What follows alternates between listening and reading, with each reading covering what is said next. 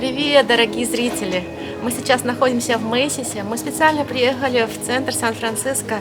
Это Юнион Сквер, чтобы показать вам красоту того, как нарядили красивые площади Сан-Франциско, новогодние наряды.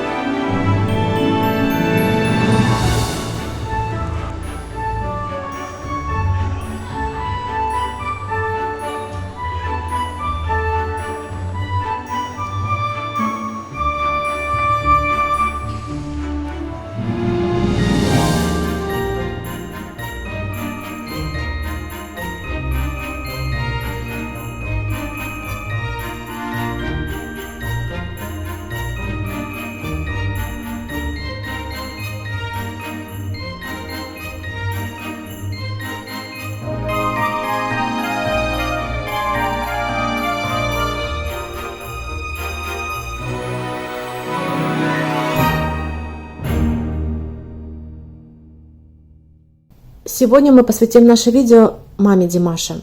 Вы можете спросить, почему. После передачи «Привет, Андрей» последовало множество откликов от зрителей, как положительных, так и не очень. Кто-то вспомнил 2013 год, и сам Димаш уже сегодня отреагировал на все отрицательные комментарии. Мы решили поговорить о светлых чувствах, которые оставляет это видео у всех у нас. Это то, чем обладает мама Димаша, ее персональные и профессиональные качества, как повлияла мама на становление и развитие Димаша, как талантливого певца, как человека, как гражданина своей родины. Сегодняшнее видео будет посвящено маме Димаша, Светлане Айтбаевой. Игорь Яковлевич, а если бы я вас спросил, по кому вы скучаете? Ну, у меня есть за кем скучать. Дочки, у меня есть семья, музыка. Димаш, а ты? По концертам. Каждого артиста. Я примерно понял, к чему вы хотите. Я примерно понял, к чему вы клоните. Но насчет этой темы я не буду говорить. Вот. Мы нашли архивные кадры выступления твоих родителей. Давайте посмотрим, как это было. Внимание.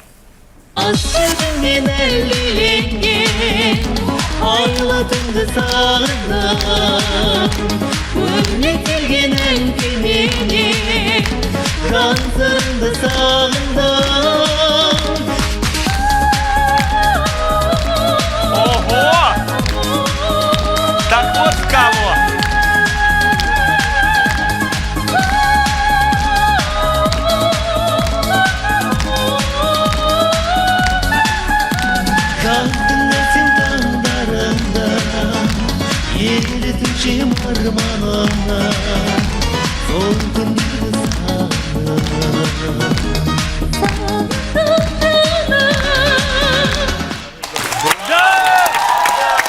Теперь понятно, в кого ты такой талантливый.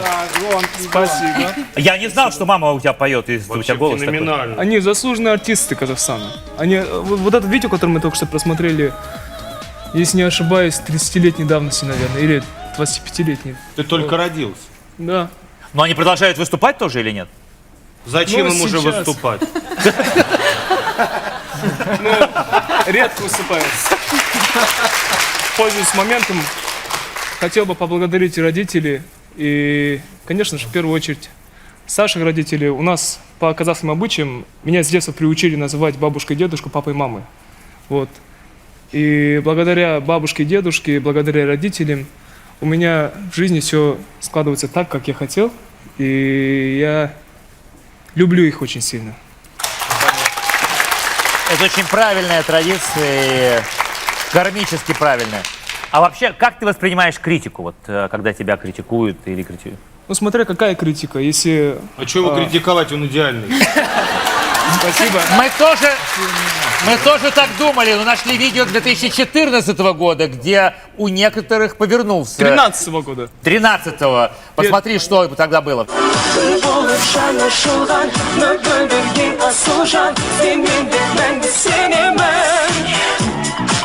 Sağınır sazım menin, жүрекке жазып өлең, қыз болып ұшып келемін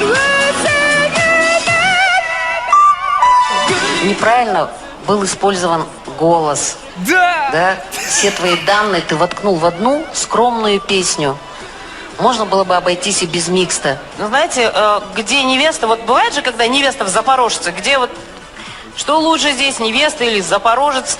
Зачем после второго куплета, зачем вы наверх полезли? Вообще не нужно этого делать. Это есть моменты, да, когда вот, ну, как исполнитель Витас, да, в тему там что-то сделал, да, нормально. А вот здесь вот в этой песне вообще не обязательно показывать свои вокальные данные. Немного было безвкусно, на мой взгляд. А у тебя как будто парик, да? Ты так приглаживаешь волосы, или ты просто говоришь, господи, как вы мне надоели. Что вы несете? А вообще, кто эти люди? Кто эти люди? Скажи нам. Если не ошибаюсь, здесь мне 17 лет. Хотел бы спеть другую песню. Потом они попросили, чтобы была песня на секвенциях, и чтобы мои вокальные фишки были вставлены. Ну, я так и сделал. Потом почему-то за это же начали критиковать. Как критик может вообще судить о человеке, о певце, который вообще не знает, что такое дышать, что такое стоять, что такое извлекать вообще? Как этим всем жонглировать? Они зачастую ничего это не то же знают. самое, как я приду в цирк, например, или в балет и буду судить акробатов, или там, как танцует Цискоридзе, там, Плесецкая, обсуждать, что они. Это невозможно. Это творчество, творческая единица, она как уникальна. же поле топлива, которое дает тебе возможность двигаться дальше, если ты не занимаешь Топливо первое это- место? Или да ты... нет, топливо внутри тебя, Это которое тоже находится, твоя обалденная жажда. вещь, То есть, а понимаешь? какое первое место, если тебе будут говорить, ты бездарность, да, ой, как он ужасно поет, что за репертуар, какие песни, кого это касается? Но в любом случае, знаете, как хорошо. с годами стараешься все лучше это делать. И у Но тебя получается. Спасибо. А в клипах ты сниматься любишь? В клипах я люблю сниматься, но, понимаете, сейчас то, что люди смотрят, мне немного непонятно. То, что нравится мне, может не понравиться многим зрителям. Я, по крайней мере, должен стараться, чтобы себе и угодить, и зрителям. Вот. Димаш, поговори с нами по-казахски, я тебя умоляю. По-казахски? Да. Енді не айтам, баршаларыңызға амандық, саулық тілеймін. Барлық көрермендерге, көршілес Ресей мемлекетіне шын жүректен Қазақстан деген елдің атынан жалынды сәлем айтамын. Спасибо, мы все Артур, поняли. я знаю, что ты знаешь. Переведи, пожалуйста. Хайрлы кеш, достар. Қайырлы кеш! Хайрлы кеш, мать. Қайырлы кеш, красавчик! Сразу видно, что в Казахстане на корпоративах часто бывает. Я тоже Но, люблю кстати, вы Казахстан. нашли один из твоих первых видеоклипов, и сейчас Артур Пирожков, мне кажется, сможет перевести, о чем идет речь. Конечно. Об этом Давайте, клипе. я Артур, с удовольствием. давайте покажем. Внимание. Принесите водки. Переводи.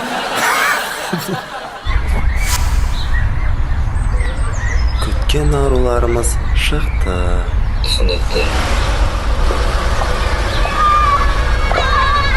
Үйде көркем аруларға сәлем. Осындай әдемі гүлдер қайда өседі? Қарындас, сізбен танысуға бола ма? Бастайық. Бастаймыз ба, жігіттер? Кеттік ендеше.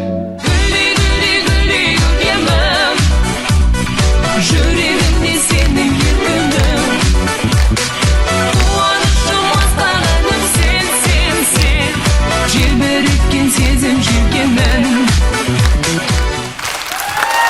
Ну, расскажи нам, Артур, о чем идет речь? Это была реклама автомобиля. А в конце они пели все, покупайте АКУ. Вот как раз таки вот эту песню мне пришлось сочинить для того, чтобы получить приглашение на ту программу, где меня захаяли. А, да что? Да. Ну, клип мне снял мой отец. Вот. Здесь, опять же, мне 17 лет. Это был... съемки проходили в моем родном городе Актубе. Это запад Казахстана. Смутная история. Не Так очень что ты красивая. говорил девушкам? Куда ты их звал? Ну, я подкатываю к ним. Вот. А по идее, вот эти все реплики придумал мой отец. Он преподнес вот этот момент так культурно, что так в жизни не бывает. Понимаете? Девушки, вы похожи на цветков и так далее. Вот так. Ну, в жизни так никто не знакомится сейчас. Вот. Расскажи, как бы ты знакомил? Нет, ну я как-то одной сказал, ты прекрасна как цветок. Она говорит, у тебя деньги для поливалки есть? Потому что я тоже люблю Казахстан. У меня в октябре целый тур слетел. Моя двоюродная сестра живет в городе, господи... Нижневартовск. Нет. Аксау. Нет. Алматы. Нет. Астана. Не Астана. Чинкмен. Небольшой город. Тебе на А, Актюбинск. Задал я вам сейчас. Караганда. А у тебя есть домашние животные? У меня вот совсем недавно была кошка. Игорь Яковлевич крутой.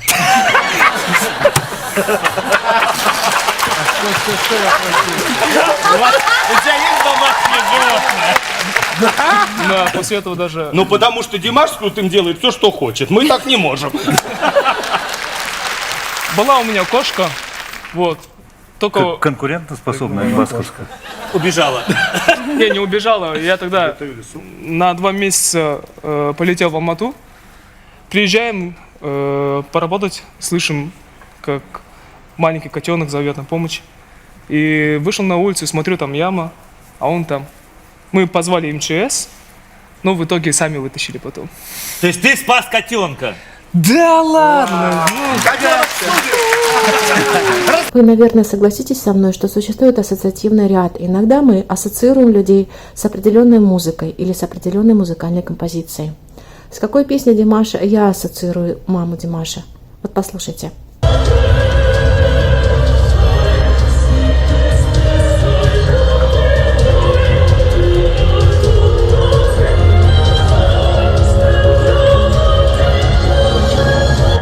Почему я эту песню ассоциирую с мамой Димаша? Для меня мама Димаша – это вулкан предстоящих планов, ориентиров, интересных проектов вкупе с яркими радостными эмоциями, которые затем воплощаются ею самой, ее детьми, ее семьей в жизнь, в работу. Она, как олимпийская чемпионка, высоко поддерживает планку Димаша, детей, ведет их по жизни вместе с канатом и мотивирует своих детей на взятие новых, более скалистых вершин, как в профессиональной, так и в обычной жизни. Эта песня для Димаша как некий гимн от мамы, которая, если я не ошибаюсь, является одной из любимых песен большой семьи Айтбаевых Кудайбергена. Сама мама Светлана Айтбаева, как и название этой песни «Олимпика», является своего рода Афиной, богиней мудрости, ремесла и искусства, которая штурмует и покоряет новые Олимпы. С детства Светлана Айтбаева отлично училась, совершенствовала свои певческие данные, и еще она была сильнейшим общественным лидером. Если вы помните, мы говорили об этом в нашем видео. Димаша невеста будет обязательно похожа на его маму. Всем мамам посвящается. Кстати, это видео по количеству просмотров занимает на нашем канале первое место по сей день с июля 2020 года. Ссылку мы оставим в описании. Вот выдержка из этого видео. Многие удивляются тому, что девочка из казахстанской глубинки, одной из республик Средней Азии, имеет такую достаточно амбициозную биографию. Председатель пионерской дружины, староста класса, комсорг.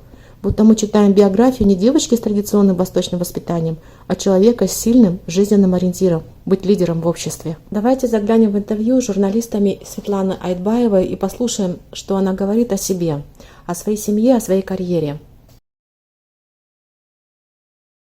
Менің ата-анам, менің әкем өзі суретші, мамандығы бойынша кәдімгі Каспийдің сурет бөлімін бітірген, портретист, суретші болды. Бірнеше аспаптарда ойнайтын, баян, домбыра, гитара, барлығында өте профессионалдық түрде шебер ойнайтын. Бірақ кезінде жаңағы жас маман, партия қайда жұмсаса сонда барады. Сондықтан институт бітіріп елге келгеннен кейін ол кісіні ішкі істер саласына бағыттаған. Сол өмір бойы ішкі істер саласында қызмет жасап, сол жерден заң саласының маманы болып кетті. Бірақ дегенмен отырған кезде өте кез келген аспапты қолына алып, қосылып ән айтып, анам қосылып ән айтып, сондай бір шығармашылық жаңағы байланыс болатын үйде. Жақсы жүрді. Бірақ әрине ән айтуды жақсы көрді. Баяғы жас кезімізден қосылып ән айтатынбыз. Сондықтан үйлесіп тұрған дүние болғасын, екеуміз арасында дуэтте айттық. Бірақ бөлекте жаңағы өз кәсібімізді жалғастырдық. Мен әлі күнге дейін Ғайза Жұбанов атындағы Ақтөбе облыстық филармониясында әнші болып қызмет жасаймын. Қанат менімен дуэт айтты екен деп күнде менімен сахнада жүретін уақыты жоқ, сондықтан мен өз шығармашылығыммен де айналысып. Бір баланың арманына жетуіне бір кішкене бір көмегін жасап, септігін тигізіп, дұрыстап бағыттап жіберсе болды. Әрі қарай баланың енді өзінің болмысына, ынтасына, табиғатына байланысты әрі қарай еңбектенуіне, жалқаулықтан қашуына байланысты өзі бір нәтижелі сондай бір жақсы жеміске жетеді ғой деп ойлаймын. Қазақы ұлттық болмысымыздан ажырамау керек. Жалпы тәрбие жолында. Біз бәрібір мына ішкі діңгегіміз мықты болса ғана осындай нәтижеге жетеміз. Оны сырттан еш нәрсеге іздемеу керек. Сондықтан, егер балам дұрыс болсын десе, әрбір ата-ана өз дұрыс болу керек. Ешқашан қазақ тәрбие сөзбен емес, көзбен ұқтырған. Мысалға, бір отбасында ата мен әжесі, ұлы мен келіні, немерелері бірге тұратын болса, кейінгі ұрпақ осы желіні, осы бір мына жаңағы не дейді, байланысты үзбеуге тырысады. Яғни, атасымен, анасымен бірге тұрған дұрыс деп өседі. Біздің балаларымыз соны көрді, қазір айтады, біз бірге тұрамыз, жаңағы келінді жұмсап, осындай үлкен шаңырақ болып, үлкен әулет болып бірге тұрамыз деп айтады. Мысалы, Димаш та, одан кейінгі кішкентай ұлымыз да. Себебі олар сондайды көрді. Ал қазір ата-анадан бөлек тұрам, бірге тұра алмаймын деп өзінің жанын тыныштығын ойлайтын ұл мен келін де көбейіп бара жатыр. Және жан мен тыныштығын ойлайтын жанның тыныштығын ата мен әже де көбейіп бара жатыр. Өкінішке орай. Балаларынан бөлек, балалар менің немерелер басында ұртады, өзім үшін өмір сүрем дейтін әжелер көбейіп бара жатыр. Міне осыдан айырылмау керек. Сол кезде қана біздің мына ұлттық барлық болмысымыз, құндылығымыз, қазақы тәрбиеміздің мынадай алтын мәйегі сонда ғана сақталады. Сондықтан бұл үлкен философия, үлкен психология, бұл өте үлкен ғылым. Шынымен мәселенің барлығы тәрбиеден басталады. Егер тәрбиең дұрыс болса, онда өзіңнің ұрпағында дұрыс болады, одан кейінгі келетін, жасайтын бүкіл іс қимылың да барлығы да дұрыс болады. Мәселенің бәрі тәрбиеге байланысты. Мәдениетке, әлеуметтік салаларға баса назар аударатын көп мәселелерге араласамыз. Әрине оның ішінде білім саласы бойынша, денсаулық сақтау саласы бойынша, соның ішінде өзім өте жетік білетін мәдениет саласы бойынша көптеген сұрақтар көтерілді. Олардың жақсы, өте жақсы нәтижемен орындалып жатқан тұстарда көп. Жалпы халықтың кәдімгі тұрмыс тіршілігі сол менің жұмыс барысындағы ең басты назар аударып отырған мәселе осы. Тек ән айтып жүрген жоқпын, осындай үлкен әлеуметтік мәселелерге атсалысып жүрген. Сіз оның, әрине, оның пайдасы тигені шығар халыққа, оны халық береді, ал өзіңізге пайдасы тиді ме? Әрине, ол өте үлкен мектеп. Кез келген елдің азаматы, Қазақстан мемлекетінің, республикасының азаматы міндетті түрде қоғамның, елдің бүтіндігі, мемлекеттің нық болуына міндетті түрде қызмет ету қажет. Сондықтан жоғары сатыдағы депутаттық жұмыстар ол әрине үлкен қызмет, бірақ мына облыстық, аудандық деңгейдегі, түрлі деңгейдегі мәслихаттың жұмыстары бұл қоғамдық жұмыс. Сондықтан қоғамдық жұмысқа міндетті түрде қатысу керек, атсалысу керек. Сол арқылы, мысалға, менің мәдениеттің саласындағы өзекті мәселелерді басқа саланың мамандары білмейді. Білмеуі мүмкін, аха. Сондықтан өз салаңның дамуына, өркендеу үшін міндетті түрде осындай жұмыстарға араласу қажет. После всего вышесказанного мы можем сложить все пазлы, и у нас получается вот такая картина. Мама Димаша, безусловно, замечательный профессионал своего дела. Она развивает свои вокальные данные путем усердных занятий, ведь это пришло еще с детства. Если вы помните, Светлана говорила, что папа бывший юрист, проработавший многие годы в своей профессиональной среде. Значит, в семье у Светланы всегда был строгий режим и распорядок дня. А мы знаем, что отличные вокальные данные – это прежде всего правильный распорядок дня и упражнения, физические, дыхательные. Об этом мы говорили с вами в предыдущих видео о том, как достигает таких вокальных высот Димаш в своем песенном мастерстве. Видео называется «Unique Voice». Ссылку мы оставим в описании. Светлана прекрасная мать. Она успевает смотреть за всеми 3 детьми. Но иногда Светлана и Канат не успевают вовремя в силу каких-то обстоятельств уделить внимание самому младшему ребенку. Послушайте, с каким сожалением она об этом говорит. Ал енді Раушан мен соңынан еріп келе жатқан Мансұрда біз білеміз, осал емес, өнерден хабары бар. Оларға да сол Димашқа бергендей тәрбиені беріп жатсыздар ма? Бөліп жарасыздар ма? Қаншалықты мақтау айтасыздар, жиі? Жоқ, біз одан кейін 2 баланы да жаңағы принцип қой бізде, бос уақыты болмасын, босқа жүрмесін, үйде бостан-босқа отырмасын деген нәрсемен біз музыка мектептеріне бердік екеуінде. Раушан да оқыды, дәстүрлі ән классына барды ол. Бірақ 1-2 жылдай оқыды да, кейін ол басқа бағытты таңдады. Физика-математика бағытына қарай арнайы мамандандырылған мектепке кетті. Ал Әбілмансұр осы музыкасында қалды. Қазір Қазақ ұлттық өнер университетінің арнайы мамандандырылған музыка мектебінің 8 классында оқиды. Кімнің септігі көп дейді? Әжесінің бе, әлде сіз Қанат аға екеулеріңіздің бе? Табандылық баланың өзінде ма, кімде? Үлкендерде ма үйдегі, я? Енді білмеймін, ол жан-жақты бақылау, жан-жақты тәрбиеден шығар.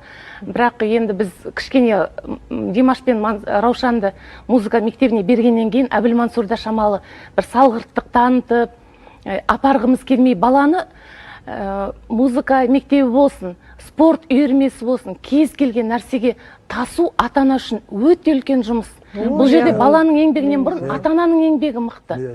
Оған уақыт бөлу керек, апару, әкелу.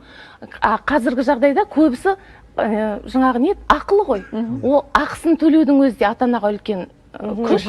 Сондықтан Әбілмансұрды бергіміз келмеген музыка мектебіне. Бірақ өз күшімен, сосын әжесінің айтуымен, әжесі бізге ренжіп, мына баланы апармадыңдар ғой. Мына бала босқа жаңағы домбыраны өз бетімен тартып, уже қолы қисайып бара жатты. Постановка деген болады ғой. Сол жылдың оқу жылының ортасында барғанбыз. Соған қарағанда енді үлкендердің де қамшылауы бар дейсіз ғой. Міндетті түрде ықпалы, жан-жақты. Отбасы болғасын жерде, ол жерде жаңағы бәрі тәрбиеге қатысты болу керек. Светлана прекрасная жена, хорошая невестка. Долгие годы семья Айтбаевых-Кудайбергена живут вместе под одной крышей, в большой межпоколенной семье. Нужно отметить, что казахстанские семьи живут традиционным образом жизни, однако все-таки, несмотря на эту традиционность, превалируют семьи, где поддерживают современный принцип жизни, то есть живут отдельно от родителей. В основном такие семьи проживают в больших городах. И в этом плане надо отдать должное Светлане Айтбаевой. Прежде всего, хорошая невеста, прекрасная хозяйка большого дома, замечательная мама. Больше всего нас, зрителей, интересует, как она мастерски соблюдает баланс быть хорошей женой в рамках традиционного общества и в то же самое время сохранять за собой статус современной женщины. И не просто статус современной женщины, а мамы такой знаменитости, как Димаш. Я думаю, что сама Светлана понимает, что является примером, показателем как для всей семьи Айтбаевых-Кудайбергена, так и для всего общества. Она также понимает, что ее образ как мамы, как жены, как женщины постоянно находится во внимании ее детей и прежде всего Димаша, ее старшего сына. И в этом плане все мы должны согласиться, что от Димаша мы никогда не слышали слов, дискриминирующих женщину. Мало того, даже наоборот, мы постоянно замечаем, как Димаш превозносит статус своих мамы, бабушки, единственной сестренки Раушан. Светлана Айтбаева, спасибо вам, что вы формируете правильное отношение в обществе к женщине, как к матери, как к жене, как к невесте. За это низкий вам поклон. Вспомните, как он возносит своих родителей на любой сцене, малой или большой, будь то это в Москве, Киеве или Алматы. Как поет с ними в трио, как знакомит зрителей с мамой и посвящает ей песню «Чернобровцы». Так красиво и проникновенно, что весь киевский зал подпевает ему.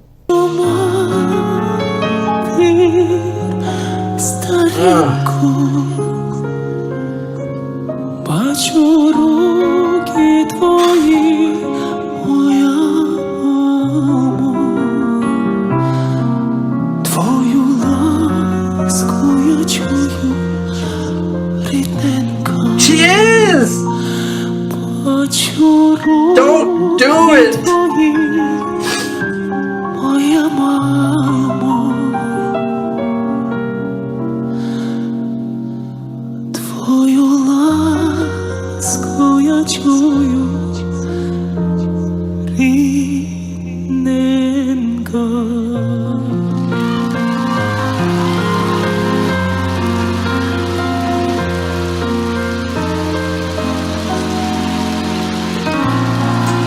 Как он относится к единственной сестренке Раушан? Димаш вместе с Раушан поет песни на большой сцене. Исполнение песни «Дударай» в двух голосах, сестры и брата, вообще не требует никаких комментариев, только восхищение этим прекрасным дуэтом. Наверное, во всем этом и заключается феномен популярности Димаша Кудайбергена. Современный голос, присущий даже не человеку, а какому-то роботу, машине, компьютеру, в сочетании с традиционностью, культивизму добропорядочности, уважения к старшему поколению, к женщине. И в этом весь Димаш. А какой Светлана Айтбаева общественный деятель? Мы уже говорили более подробно об этом в прошлом видео. Остается только добавить, что общественную работу Светлана прежде всего связывает с родным краем, с малой родиной, Актюбе. Она говорит, что на ее общественную работу в какой-то мере повлиял ее муж, Канат, папа Димаша. В свое время Канат Айтбаев собрал полную коллекцию семьи Жубановых и даже создал культурный центр семьи Жубановых. Это досталось нелегко Канату. Порой нужно было ездить в Санкт-Петербург и привозить архивный материал оттуда. Порой нужно было просто кропотливо собирать ценную творческую коллекцию семьи известного композитора Ахмета Жубанова, земляка семьи Айтбаевых Кудайбергена. Я думаю, наверное, в эти моменты Канат Айтбаев руководствовался только одним посылом. Кто, если не я? В общем, дорогие зрители, семья Айтбаевых Кудайбергена – это не просто казахская семья, это высокий показатель семейных отношений, сохранения и передачи из поколения в поколение казахских народных традиций. Это взаимоуважение разных поколений друг к другу. Это сильная сплоченная команда, где первая скрипка в большом оркестре Айтбаевых Кудайберген принадлежит Канату и Светлане Айтбаевых. Большим оркестром, конечно же, управляет старшее поколение, дедушка и бабушка. Все эти навыки хозяйки дома, хранительницы домашнего очага, заботливой матери большой семьи, не только о детях, но и о старшем поколении, конечно же, передались от мамы Светланы Айтбаевой. Недавно в комментариях под видео об отношении Аллы Пугачевой к Димашу на нашем канале появилась такая реплика, очень грустная, что до глубины души тронуло мое сердце. Жалко смотреть на эту бабушку Аллу. Как я ей сочувствую и понимаю, мне ведь тоже 70 лет. Дорогие наши мамы, ваш возраст самый прекрасный, ведь к этому возрасту вы сделали столько для всех для нас, подняли, вырастили нас, ваших детей, дали нам образование. Сами в это время неустанно работали, заботясь о семье, о родителях. Нашим сегодняшним объектом является семья Димаша. Но ведь по сути семья Димаша Кудайбергена – это наши с вами семьи. И героиня нашего сегодняшнего видео Светлана Айтбаева, и мы показали ее роль в развитии Димаша. А ведь по сути героини вокруг нас, они вместе с нами. Это наши мамы. Каждодневно, проявляя заботу о нас, думая о нашем развитии, они являются нашими маяками, нашими путеводными звездами, частицами нашей души, нашего сердца. Хотела бы воспользоваться вашим вниманием, дорогие друзья, и поздравить свою маму с 70-летним юбилеем. Моя мама – профессор, доктор социологических наук, специалист по казахстанской семье, по семьеведению. Она всю жизнь посвятила работу в университете, поэтому в маминой трудовой книжке только одна запись – «Казну имени Аль-Фараби». Дорогая мамочка, Все только для тебя, весь мир у твоих ног. Вечной молодости, благополучия, улыбок, никогда не унывать. Мы очень тебя любим. Будь всегда в форме. Ты же всегда нас учила быть в форме. Не раскисать, идти вперед, вопреки ветрам, штормам. Идти с высоко поднятой головой, стоять твердо на ногах, быть полезной семье, обществу, себе. Мы стараемся следовать всему тому, чему ты учила нас всю жизнь. Только одно просим. Не болеть, радоваться всем краскам жизни. Любим тебя, целуем и обнимаем крепко-крепко. Дорогие друзья, мы завершаем наше видео. Подписывайтесь активнее, пожалуйста. Мы скоро вас удивим. Ставьте ваши лайки и примите наши поздравления с наступающим новым 2021 годом. Будьте всегда с нами. Не болейте. Берегите себя. Будьте счастливы. Будьте всегда с вашими родными, близкими. И помните, никто и никогда не заменит семью, где есть семейный очаг, от которого исходит любовь, радость, тепло, уют. Позвоните всем вашим родным и близким, если вы находитесь далеко, и поздравьте их с Новым годом. Пока, друзья! До новых встреч уже в новом 2021 году!